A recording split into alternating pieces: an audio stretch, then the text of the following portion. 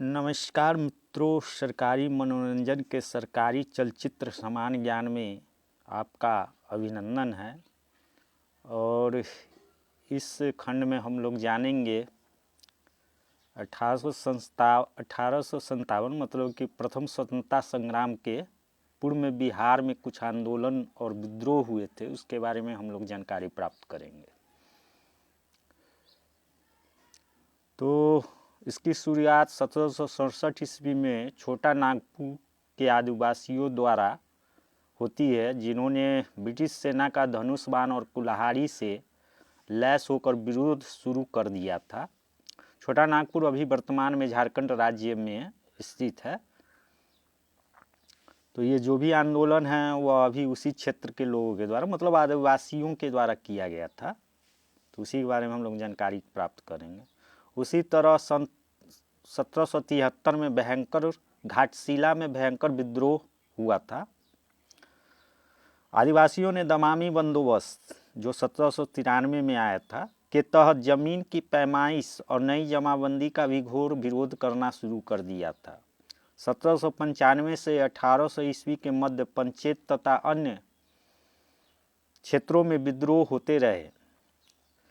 1771 ईस्वी के बाद पलामू और छोटा नागपुर क्षेत्र में उरांव और मुंडा जनजातियों के लोगों ने भी ब्रिटिश शासन का विरोध किया था। इसी तरह 1757 ईस्वी में तमार के विद्रोहियों ने भी साथ दिया। सन 1819-20 में रुदन और कामता के नेतृत्व में तमार के मुंडा लोगों ने अंग्रेजों के विरुद्ध भीषण विद्रोह कर दिया था। कई महीनों तक संघर्ष तथा सैनिक कार्रवाई के बाद ये लोग अंग्रेजी सरकार की गिरफ्त में आए। तो इनमें से कुछ विद्रोह है जो हम लोग देखते हैं। तो पहला है तमार विद्रोह, जो 1789 से 1794 तक चला था। छोटा नागपुर के उरांव जनजाति द्वारा जमींदारों के शोषण के खिलाफ यह विद्रोह हुआ था, जो 1789 में शुरू हुआ था, और यह विद्रोह लगभग 1794 ईस्वी तक चलता रहा। इस विद्रोह के परिणाम स्वरूप 1809 ईस्वी में ब्रिटिश सरकार ने छोटा नागपुर में शांति व्यवस्था बनाए रखने के लिए जमींदारी पुलिस बल की व्यवस्था की। तो दूसरा विद्रोह है चेरो विद्रोह, जो 1800 ईस्वी से 1802 ईस्वी तक चला था। 1770 ईस्वी के आसपास से ही अंग्रेज पलामू के दुर्ग पर कब्जा करने के लिए प्रयासरत थे। अंग्रेजों ने वहां के चेर शासक छत्रपति राय से दुर्ग की मांग की, परंतु छत्रपति राय ने दुर्ग देने से मना कर दिया। इससे अंग्रेजों तथा चेर शासकों के बीच युद्ध हुआ और अंततः 20 फरवरी 1771 ईस्वी में इस दुर्ग पर अंग्रेजों का कब्जा हो गया।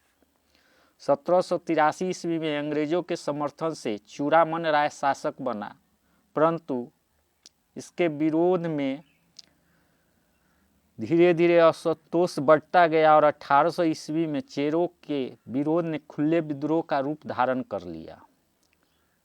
भूषण सिंह, जो स्वयं एक चेरो थे, के नेतृत्व में पलामू रियासत के लोगों ने विद्रोह का झंडा बुलंद किया।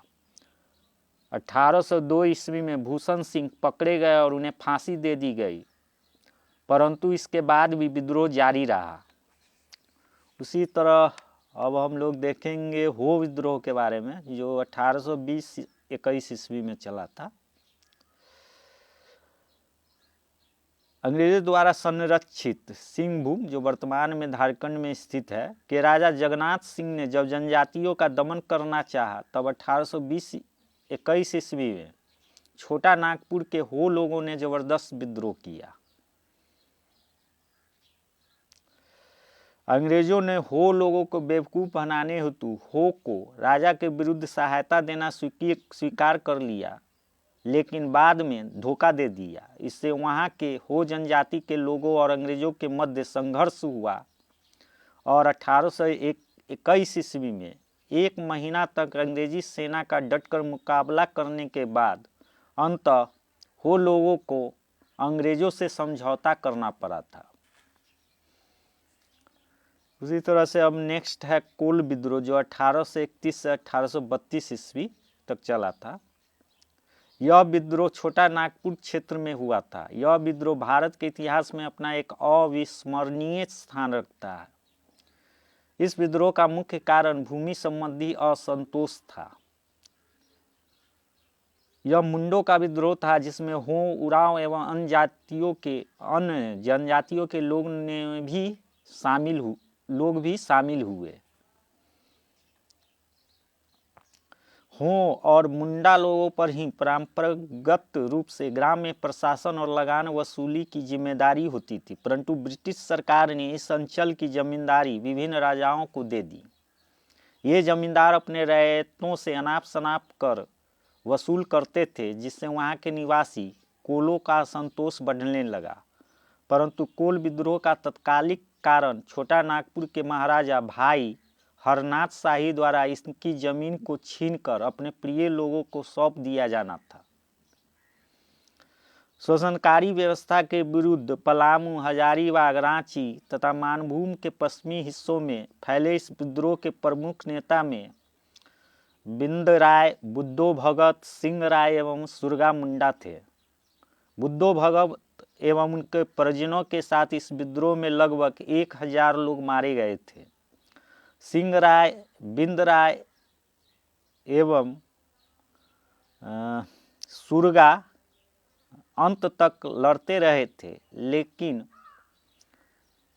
अंततः 19 मार्च 1832 ईस्वी को उन्हें अंग्रेजों के सेना के सामने आत्मसमर्पण करना पड़ा था।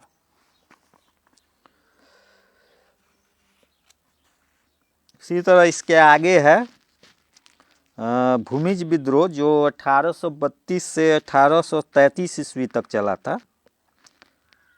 अंग्रेज सरकार ने वीरभूम के जमींदारों पर इतना राजस्व बढ़ा दिया कि वे उसे चुकाकर भरण पोषण कर पाना किसानों और छोटे जमींदारों के लिए कठिन हो गया था। वे बाहरी साहूकारों के कर्ज में दब गए थे। इस संकट को समाप्त करने के लिए यह विद्रोह 1832 ईस्वी में हुआ था और इसके नेतृत्वकर्ता गंगा नारायण थे। इसके बाद हम देखेंगे संताल विद्रोह, जो 1855 से 56 ईस्वी तक चला था। संताल विद्रोह का प्रभाव मुख्यतः भागलपुर से लेकर राजमहल के सीमावर्ती क्षेत्रों में रहा। जमींदारों और साहूकारों के शोषण और अत्याचार, ठेकेदारों द्वारा संथाल मजदूरों से बेगारी कराने के साथ साथ पुलिस या प्रशासन की कठोर कार्रवाई आदि संथाल विद्रोह के कारण बने थे।